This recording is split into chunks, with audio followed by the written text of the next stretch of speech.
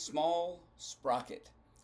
This principle speaks to the fact that when you are leading change, when you are leading, you are almost always the small sprocket. Now, that's of course specifically when leading change. Now, small sprocket, if you don't know what that means, in a gearing complex, you have like a small sprocket that is turning a larger sprocket. You could interchange the word gear with sprocket here.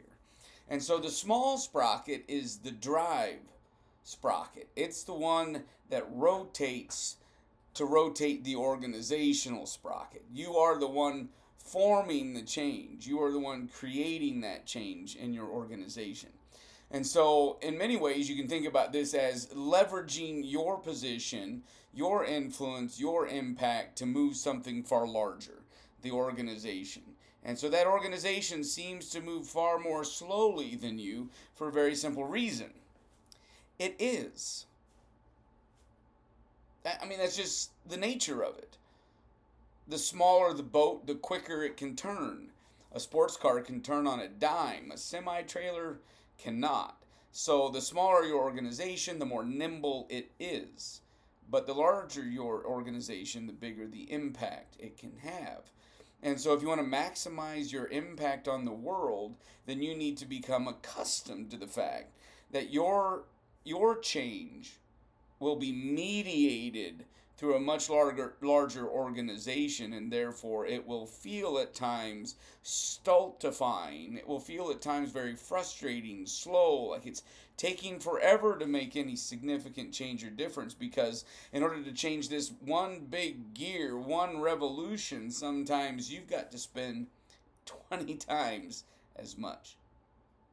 And so you need to realize that the work output is of course significantly different when that big gear moves around once. That's a far bigger impact than your movement, but you're going to be spinning at a far higher rate than they will. So now how does that apply to organizational leadership?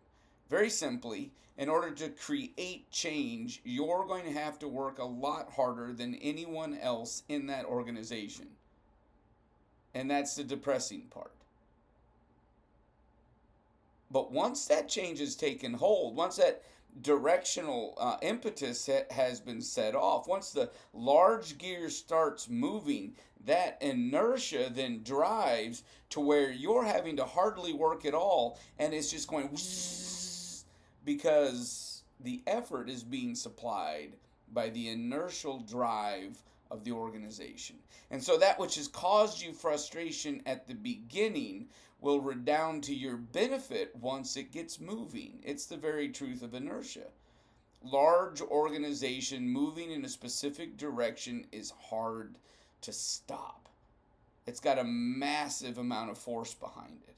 And so whenever you're trying to change an organization, keep in mind that if you're just tweaking it, you can continue to use the vast majority of its inertia. If you're making small strategic changes over time, you're able to keep the massive amount of the inertia of the organization as you're changing it a little bit over time. If, however, you try to change it drastically, you're going to throw people overboard. They're going to leave the organization in vast droves, or you're going to have to bring it to a halting, screeching stop, reposition, and then begin again. And that's incredibly hard work on a leader. Trying to stop the inertia of an organization is incredibly difficult on that small gear. And then to be able to reposition and then start the big thing over again to gain that inertia takes a whole lot of energy. So if you have to stop an organization's energy and or redirect and restart, all of those procedures are incredibly difficult, and you'll burn out small sprockets doing it. It is far easier to just tweak it slightly so that you can maintain the inertia, the impact, the force, the size of your organization in order to create change over time that is just as dramatic, though never as dramatically felt. So the key with small sprocket leadership is to, number one, realize what's happening. If you're Creating massive change in an organization, it should wear you out. It is hard work. And so you should constantly try to find ways that you can just slightly tweak the organization in an ongoing basis to be able to bring about the big change you want, with always continuing to use the inertia of the organization to accomplish it. But if drastic change is required, then take heart.